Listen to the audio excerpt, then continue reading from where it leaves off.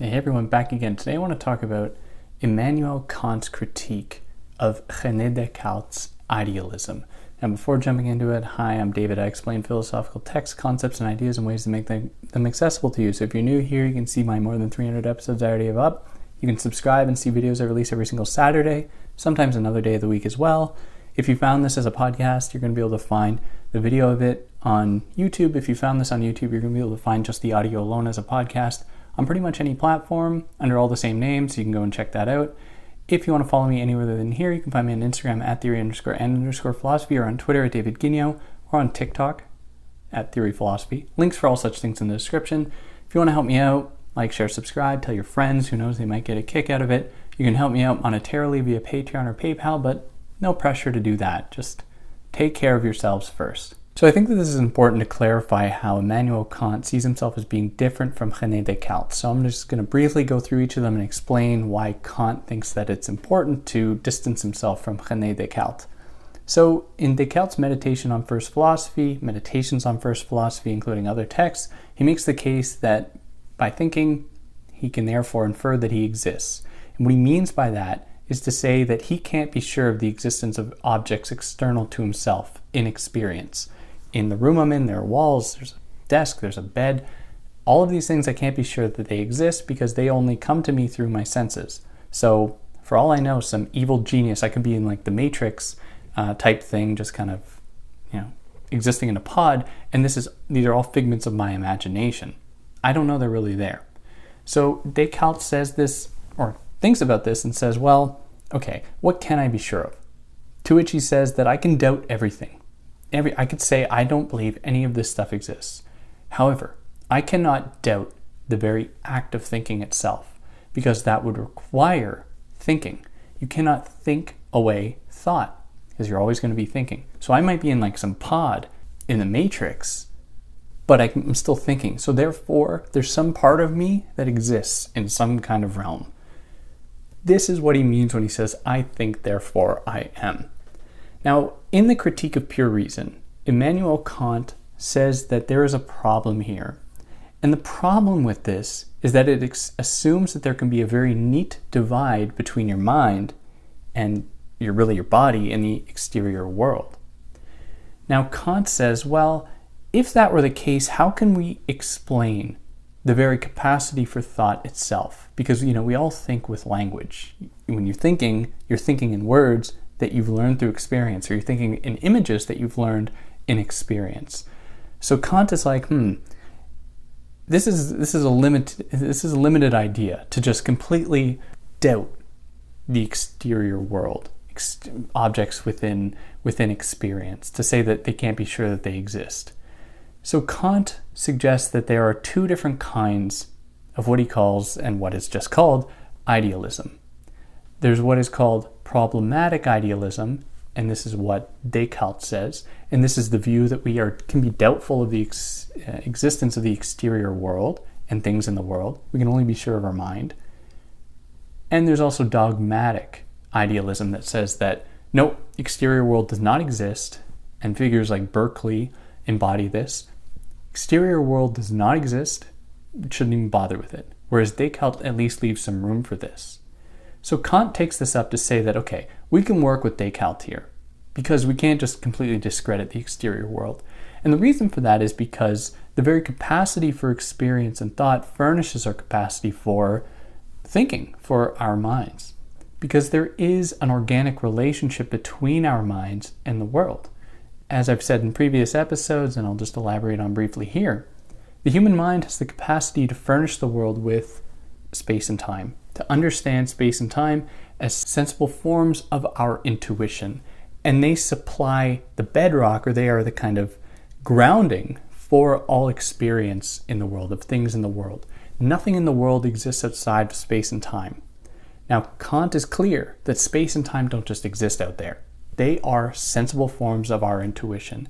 They are part of what we are as humans. And other creatures maybe somewhere else can perceive more, have a broader understanding of things within space and time, of space and time themselves, that are different from us. Maybe. Like, I'm just speculating. I don't know. But in any case, the point being that they are part of what we are in our minds.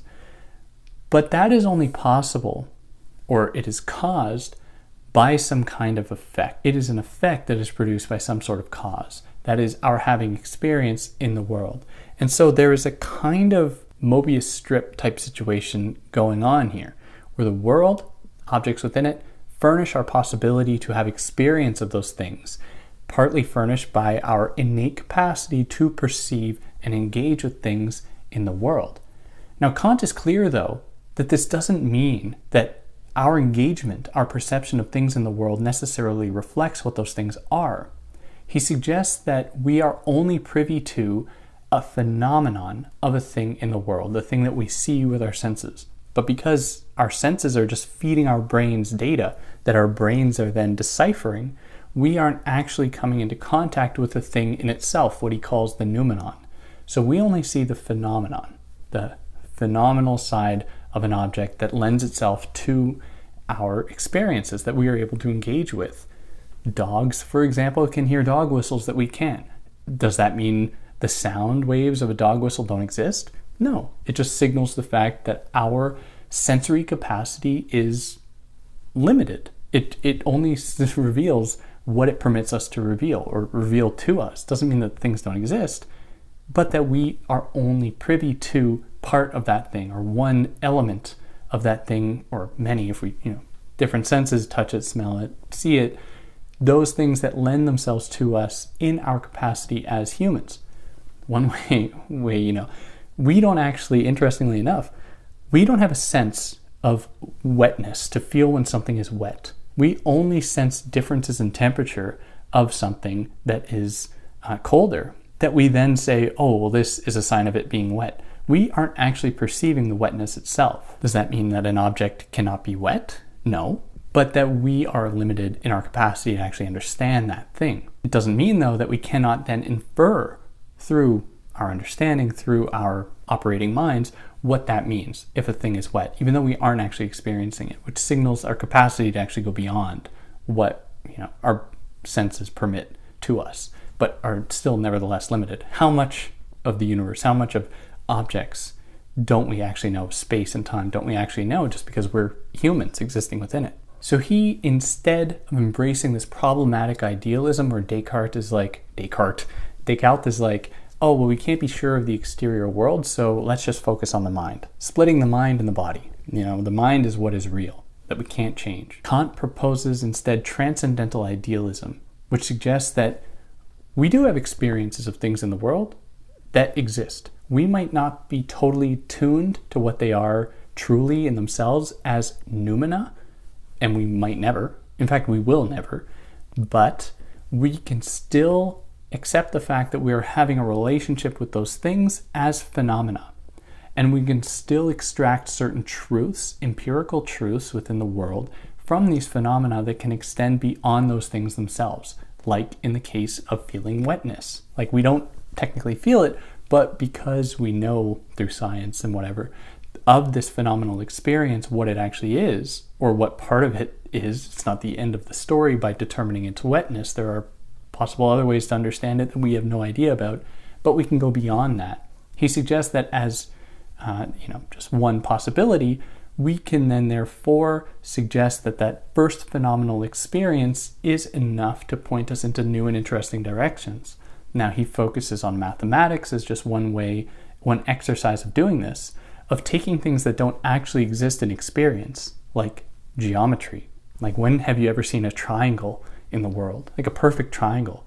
We create these things, and with them we are able to actually engage the world in new and interesting ways and learn more about it through our minds. But this only comes about through the possibility of having experience. So transcendental idealism, as opposed to problematic idealism like Descartes, says that we can't just totally bracket off the exterior world. Can't. We have to embrace it and see what possible science, what possible newness can come out of it, or what beauty can come out of it, knowing this limitation and seeing what we can do with it, while acknowledging, we aren't going to get to the truth of a thing because we're limited. And just to close off, he contrasts this with transcendental realism, where transcendental realism says that, no, all those things in experience, totally true. Space and time exist out there, totally true. The problem with that, though, for Kant, is that if space and time weren't just sensible objects or forms of our intuition, and they existed out there, then we could not be sure that all people would have the same possible understanding of them. They would be subject to change, they'd be subject to mutation. People would exist in the world not actually knowing about space and time and would then have to learn about it. But you aren't born needing to learn about space and time. You have an innate capacity, like babies with object permanence, of knowing when an object moves. It's movement through space, and you understand that. If you didn't know what space was innately, then you wouldn't, that would be the scariest thing on earth if a thing moved. And with time as well, like it would need to happen as a function of time.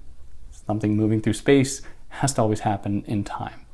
And yeah, that was just in case anyone's curious about the real distinction between Descartes and Kant, or Kant's issue with Descartes, while also being indebted to Descartes, of course. But yeah, if there's anything I excluded, anything I got wrong, love to hear about it. If you like what I did, like, share, subscribe.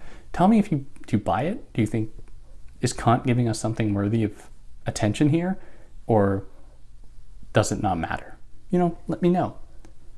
And on that note, see you on Saturday.